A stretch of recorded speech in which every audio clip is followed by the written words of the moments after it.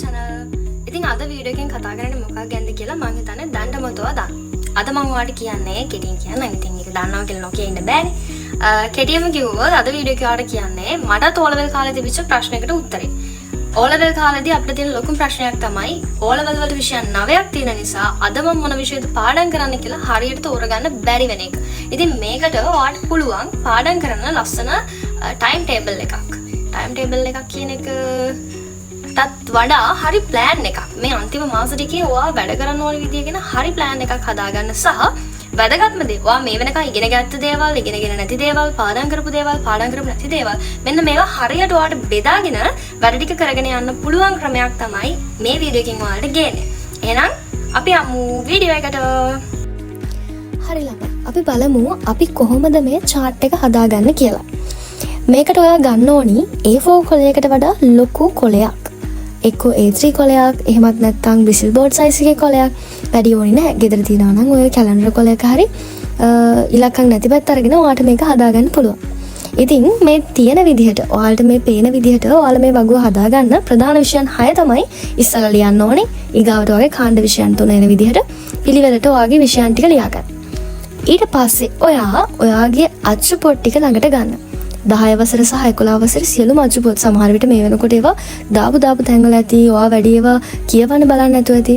හැබැයි ඔයා මේ වැඩේ කරනවා නම් ඔයාට ඔයාගේ අච්චු පොත් ටික අනිවාර්යෙන්ම ඕනේ. අච්චු පොත්වල පාඩුන හොඳට කියවලා ඒවයි තියෙන පාඩම් ගැන හරි අවබෝධයක් අරගෙන ඔයා ඒවා කෙටි කරලා මේ එක් විෂයට අදාළව ලියා ගන්න. ඉංග්‍රීසි වගේ විෂයකට නම් ඔයාට කොහොමද මේ විෂයට අදාළව තියෙන පාඩම් ටික පෙළගස්වා ගන්න කියන එක ගැන හරි අවබෝධයක් නැත්නම් මම කලින් වීඩියෝ එකක් දාලා තිනවා ඉංග්‍රීසි විෂයට ඒකක් ගන්න කොහොමද කියලා. මගේ channel එකේ ඔයාලා ඒකත් බැලුවේ නැත්නම් ඒක බලලා ඔයාට පුළුවන් ඉංග්‍රීසි වලට අදාළව අවශ්‍ය කරන පාඩම් මාලාව ලියා ගන්න. ඔයා පාඩම් මාලාව ලියා ගන්නකොට ඉස්සෙල්ලාම මේ බ්‍රිසල් බෝඩ් එකේ ලියන්න යන්න එපා. අපි මේකට ගන්න ප්‍රධාන chart එක ලියන්න නැතුව කොලයක් අරගෙන කොලයක ඉස්සෙල්ලා පිළිවෙලට හදාගන්න එක විෂයන් වලට අදාළව තියෙන පාඩම් මොනවද කියලා. ඊට පස්සේ පැහැදිලිව ඒක මෙන්න මේ chart එකට දාගන්න. හරි. දැන් අපි බලමු අපි හදාගත්ත chart එක කොහොමද අපි සම්පූර්ණ කරගන්නේ කියලා. මේ ඔයාලට දීලා තියෙන විද්‍යාව විෂයට අදාළව එක ළමෙක් හදාගෙන තියෙන chart එකක කොටසක්. දැන් අර ඔයාලා හදාගත්ත වගුවෙම විද්‍යාව විෂය තීරුවේ මුල් කොටස තමයි ඔයාලට මේ පෙන්නලා තියෙන්නේ. ඊගාවට ඔයාලට පුළුවන් ඔය chart එකේ පැත්තකින් පෙන්නලා තියෙනා වගේ පාට 4ක් හරි එහෙම නැත්නම් මොනවා හරි සලකුණු 4ක් හරි පාවිච්චි කරලා ඔයා මේ වෙනකන් මේ පාඩම් වලින් ඉගෙනගත්ත දේවල්, ඉගෙන ගත්තේ නැති දේවල්, පාඩම් කරපු දේවල් සහ පාඩම් කරලා නැති ඒවා වෙන වෙනම හදාගන්න. ඒ වගේම අපි හිතමු ඔයා සම්පූර්ණයෙන් ඉගෙනගෙන නැති පාඩම් තියෙනවා. නැත්නම් ඔයා සම්පූර්ණයෙන් පාඩම් කරලා ඉවර කරපු නැති පාඩම් තියෙනවා. මේ වගේ වට පුළුවන් ඔයා පාවිච්චි කරපු සලකුණ යොදාගෙන ඒ සලකුණෙන් කොටසකින් නිරූපණය කරන්න. ඔයාට chart එකේ දීලා තියෙන එක බැලුවාම ඒක හොඳට තේරුම් ගන්න පුළුවන්. මේකෙදී මම කියන විදිහටම අවශ්‍ය නැහැ. ඔයාලගේ නිර්මාණශීලී හැකියාව පාවිච්චි කරලා ඔයාට පහසුවෙන් තේරුම් ගන්න පුළුවන් විදිහට ඔයා මේ chart එක හදාගන්න. මොකද මේක හදන්නේ වෙන කාටවත් බලන්නවත් වෙන කාටවත් තේරුම් ගන්නවත් නෙවෙයි. ඔයාටම ඔයා පාඩම් කරලා තියෙන විදිය සහ පාඩම් කරන්න ඕනි විදිය ගැන අයිඩියා එකක් ගන්න. ඔයා බලන්න දැන් මම ඔය උදාහරණයක් විදිහට දීලා තියෙන කොටස දිහා බලලා ඔයාට ඒක තේරුම් ගන්න පුළුවන්ද කියලා. දැන් බලුවොත් කාබනික සංයෝග කියන්නේ විද්‍යාවේදී හම්බෙන එක පාඩමක් නේ. ඒ පාඩම යා ඉගෙනගෙනක් තියෙනවා සහ පාඩම් කළත් ඉවරයි. ඒ වගේම බලන්න තුන්වෙනියට තියෙන පරමාණු ව්‍යුහය පාඩම. ඒ පාඩම යා ඉගෙනගෙන නැහැ. හැබැයි පාඩම් කරලා තියෙනවා. ඊගාවට තියෙනවා නිව්ටන් නියම. ඒක යා ඉගෙනගෙන තියෙනවා. හැබැයි පාඩම් කරලා තියෙන්නේ භාගයට. කියන්නේ සම්පූර්ණයෙන් පාඩම් කරලා ඉවර කළා නෑ. මෙන්න මේ විදිහට පැහැදිලිව වගේ chart එක දිහා බලලා ඔයා ඉගෙනගත්ත දේවල් සහ ඉගෙනගත්ත නැති දේවල්, පාඩම් කරපු දේවල් සහ පාඩම් කරපු නැති දේවල් ගැන ඔයාට අවබෝධයක් ගන්න පුළුවන් නම් අපේ මේ වැඩේ සාර්ථකයි. හරි. අපි බලමු අපි ඊගාවට මොකද්ද කරන්න ඕනි කියලා. අපි අර කලින් හදපු chart එකෙන් අපිට පුළුවන් අපි දැන් මොනවාද ඉස්සරහට පාඩම් කරන්න ඕනි කියන එක ගැන අවබෝධයක් ගන්න. හැබැයි දැන් කොහොමද අපි මේ එක් දවස් වලට අදාළ විෂයන් තෝරගන්නේ කියන ප්‍රශ්න උත්තරයක් අපිට තාම නැහැනේ. ඒකට අපි මෙන්න මේ දේ කරලා බලමු. දැන් ඔයාලට දීලා තියෙනවා chart එකක්. ඒකේ මම කොටස් 3කට බෙදලා තිනවා විෂයන් 9. මෙහෙම කොටස් වලට බෙදා ගන්නකොට ඔයා එක කොටසකට විෂයන් 3ක් විතර එන විදිහට බෙදාගත්තොත් ඔයාට ලේසි පාඩම් කරනකොට.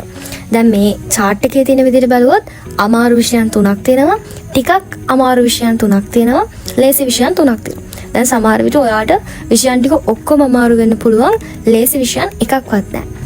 එහෙම වුණොත් ඔයාට පුළුවන් ඔයා අන්තිමට ලියුව වාර විභාගයක ලකුණු ටික අරගෙන ඔයාට මේ පිළිවෙල හදාගන්න. සාමාන්‍යයෙන් ඔයාට වැඩිපුරම ලකුණු තියෙන විෂයන් මොනවද? ටිකක් මැද හරිය තියෙන විෂයන් කියන්නේ ලකුණු වැඩිපුර ඇත්තෙත් නැහැ නැත්තෙත් නැහැ වගේ. ඒ වගේ තියෙන විෂයන් මොනවද සහ ලකුණු නැතිව විෂයන් මොනවද කියලා වෙන් කරගන්න පුළුවන්. ඔයා ඒක කැමති විදිහකට හදාගන්න. ඒ විදිහට ඔයා කොටස් තුනකට හදාගන්න අමාරු විෂයන්, ටිකක් අමාරු විෂයන් සහ ලේසි විෂයන් මොනවද කියලා. මේකදී ඔයා විෂයන් තුන ගානෙම බෙදා ගන්නවා නම් තමයි වඩාත් හොඳ. මේ විදිහට ඔයා විෂයන් 9 බෙදාගත්තට පස්සේ ඔයාට පුළුවන් කැලෙන්ඩර් එකක් හදාගෙන මේ විෂයන් ටික ඒ කැලෙන්ඩර් එකට දාගන්න. අපි බලමු කොහොමද ඒක කරන්නේ කියලා. ඔයාට මේ වැඩේ කරන්න ගෙදර තියෙන කැලෙන්ඩර් එකක් ගන්නත් පුළුවන්. එහෙම නැත්නම් A4 කොළ ටිකක් හරි පරණ කටුවැඩ කොළ ටිකක් හරි අරගෙන ඔයාටම කැලෙන්ඩර් එකක් හදාගන්නත් පුළුවන්. ඒක ඔයා ලේසි විදිහකට කරගන්න. මේ හදාගන්න කැලෙන්ඩර් එක ඔයාගේ පොත් මේසේ ඔයාට පේන තැනක අනිවාර්යයෙන්ම තියාගන්න ඕනේ. ඔයා මේ වීඩියෝ එක බලන අද දවස තුලම ඔයා මේ වැඩේ පටන් ගන්න. මොකද ඔයා මේක හෙට දවසට කල් දැම්මොත් ඔයාගේ O level exam එක ඉවරලා ඔයා A level ඉවරලා ඔයාට මේ වැඩේ කරන්න අපෝ මතක් වෙන්නෙත් නැහැ, හිතෙන්නෙත් නැහැ. ඒ නිසා කාලයක් දාන්න එපා. අද ඔයා මේ වීඩියෝ එක බලනවා නම් අදම ඔයා මේ කැලෙන්ඩර් එක හදන්න, මේ chart එක හදන්න, අද වැඩ ටික පටන් ගන්න. ඔයාලට මේ තියෙන කැලෙන්ඩර් එක මම හදාගෙන තියන්නේ දෙසැම්බර් මාසේ 1 වෙනිදා ඉඳන් 31 වෙනිදා වෙනකන් දවස් ටික පාවිච්චි කළා. දෙසැම්බර් මාසේ 1 වෙනිදා ඉන්නේ සඳුදා දවසක්. ඒ නිසා සඳ ඉඳන් තමයි මගේ මේ හදලා තියෙන කැලෙන්ඩර් එකේ දවස් ටික ගත වෙලා යන්නේ.